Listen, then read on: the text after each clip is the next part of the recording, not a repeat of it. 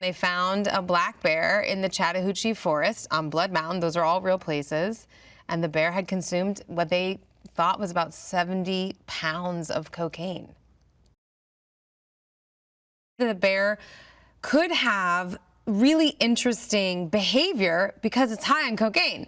So yes, it's going to be real and as real as we want to make it, but we had a little leeway to play with the bear's behaviors because no one's ever seen a bear that's high on cocaine. That was sort of like the bear's superpower, if you will, you know, the magic that we could literally sprinkle onto our bear. I think the movie has 17 characters and 11 of them die. And every death couldn't be a bear attack. You know, we had to upgrade each death. I wanted to surprise the audience. I wanted to make sure that we didn't repeat ourselves, that everything built to something else. And it was really important to me that we show the fallibility of the humans in the story, that this bear is not the big problem here. The humans are the problem. One of the other things that's always going on in the movie is who has the information that the bear's high on coke and who doesn't. And because once you have the information, you know to be really afraid of the bear. And if you don't have the information or you don't believe the information, then you're in trouble. Keri Russell, I just knew from my past experience with her, from everything she's done in film, that she would enjoy the tone of the movie, but she would play it totally straight. And that you would just want to root for her and that the audience just loves her. I mean, who doesn't love Keri Russell? All the way back from Felicity, you know? And that she also was going to had the strength physically to do all the physical things in the movie and really be like an action heroine, which is something I love seeing her do. And she gets to sort of play with just enough in this movie. Ray Liotta is one of the best actors I've ever worked with. I'd worked with him on a small movie, The Details, many years ago. He came to set, he blew my mind. I mean, he's one of the all-time greats. I felt like it was a huge get to get Ray to come do the movie. I felt so lucky he remembered working with me.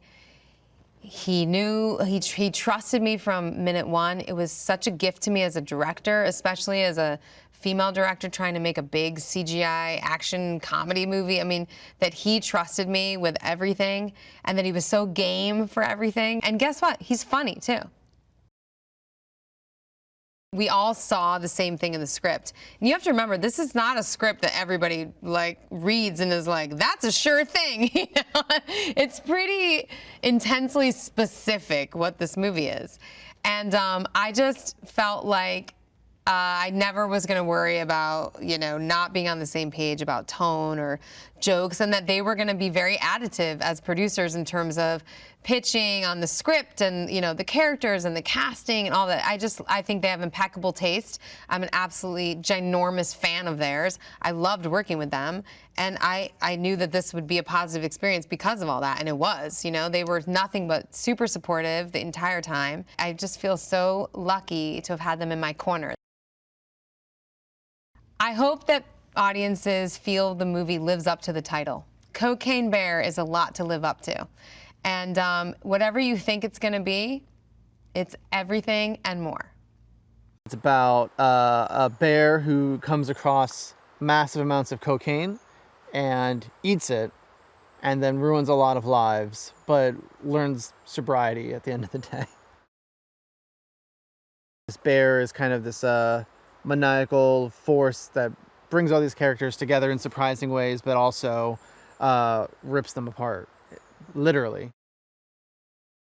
I don't know what else could bring people together more than seeing a bear do a ton of cocaine.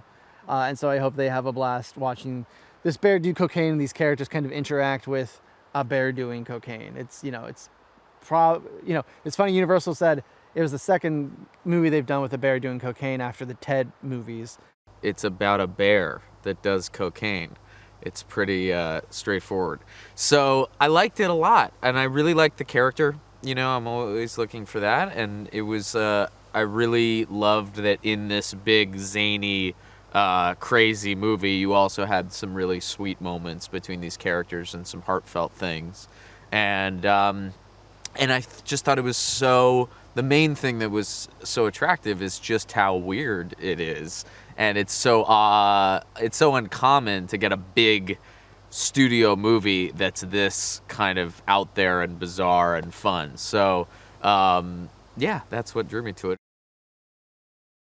I've gotten the opportunity a few times to work for actors turned directors, and it's just wonderful. And EB, as we call her, is just, she's fantastic. She really, because she's an actor and such a wonderful actor, she knows how to address little things in the scene to help you. She has an understanding of what you're going through. She can feel it through it from the inside and give the right note just at the right moment, and has a great sense of humor and a great kind of feeling for where the movie lives and what that, it is this tone that has a lot of different tones, and she has a great handle over it.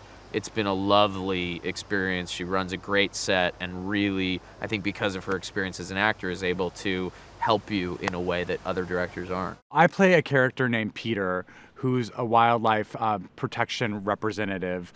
I imagine he works for the entire region, and he sort of just pops into different national parks to sort of see how things are out on the trails, and make sure that all of his friends, animals, are being taken care of. And he's there basically, he's like the animals agent. I was really excited to play this part because I was also going to be able to do some stunts. I thought I was just going to do a few stunts. I've finished all my work with that yesterday, and I'm very proud to say I did all my own stunts, and I'm very sore because of it.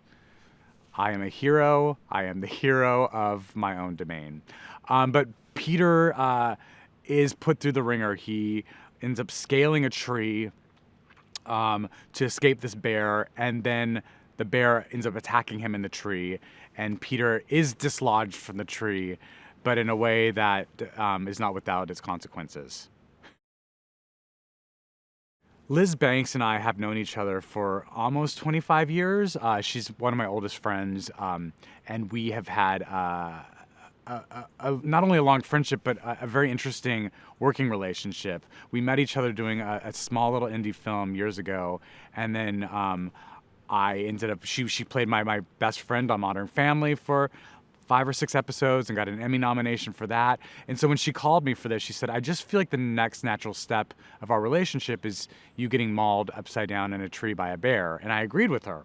I think that is the next natural step of our relationship, but I've never gotten to work with her as a director. I've just been such a fan of her as a director. So this has been really so much fun for us, and definitely a moment in our friendship we will always remember.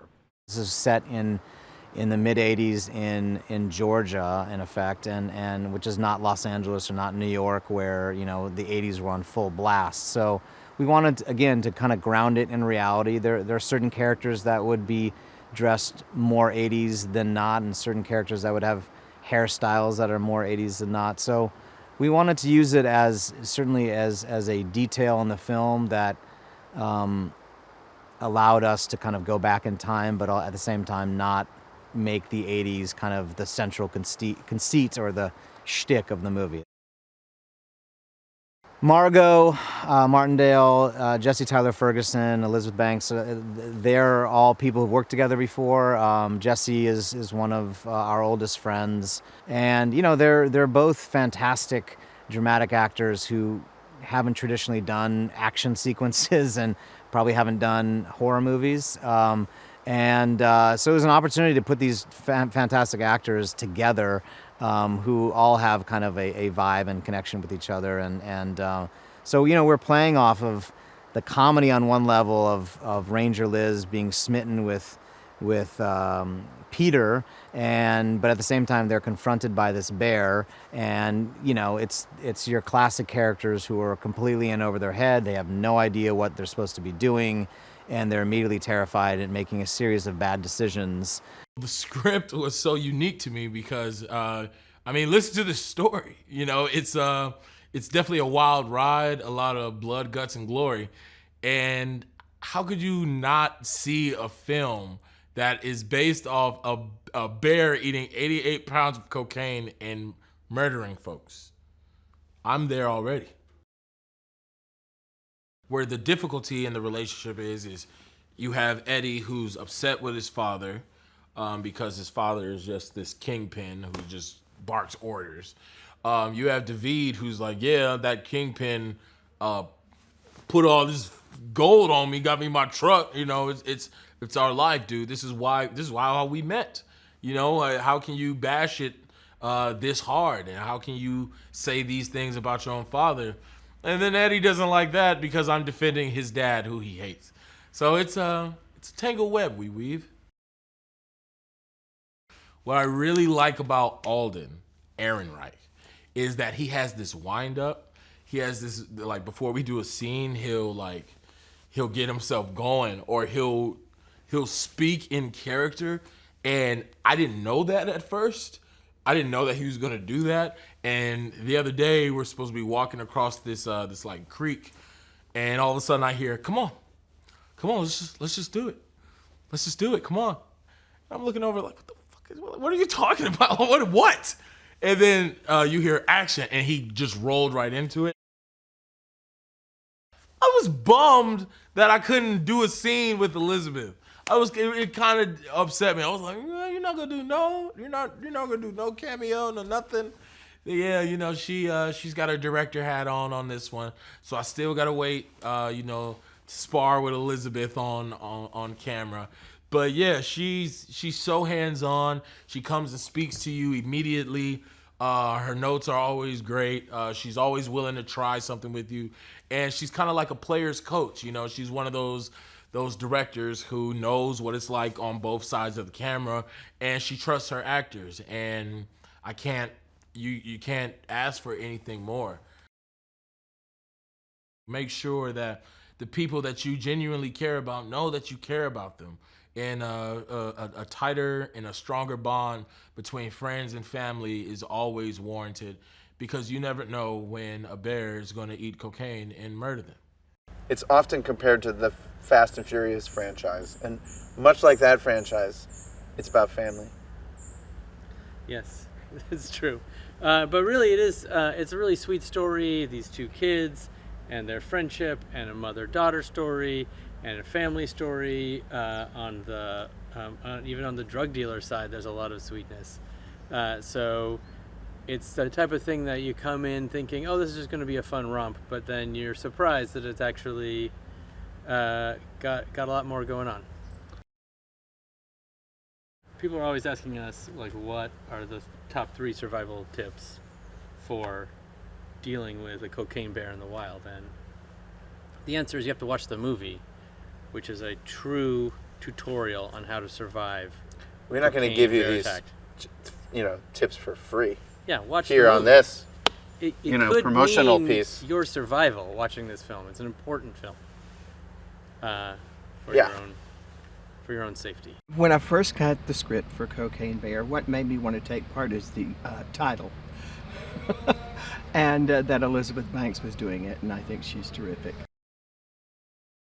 My character is Ranger Liz. I'm a forest ranger, park ranger, and I really want to be good at my job. I try very hard. I don't know that I succeed, and I have a lot of issues with some bad folks in my woods, and it's given me some trouble. Eddie, David, and Sid, are our drug dealers in this movie. And the 3 of them actually are just like a wonderful counterpoint to the family story that's going on with Dee Dee and Sari and Henry. They each represent, I think, a different part of this criminal enterprise. With Eddie as the most reluctant member. And there is this like great father-son story and a surrogate father-son story that's going on at the same time, and almost like a sibling rivalry that exists between Eddie and David. O'Shea is hilarious. I mean, he's just like, his energy's fantastic. He brings this cool, disaffected energy to David, and it's really the person we always had in mind to play him. Cocaine Bear is a movie about humanity. It's about how we go about dealing with the elements, dealing with nature. I mean, it's in the script, Cocaine Bear, but then you have to say, you know, what else is there? I portray the character Bob, and I'm a detective. I've been looking for these drug dealers for years. I finally sort of get my chance to go after them and make this my one big lifelong case. So I have a very interest in trying to solve this mystery that everybody's been trying to solve. But I want to be the guy. This would make my career, which hasn't been going that well up until this point.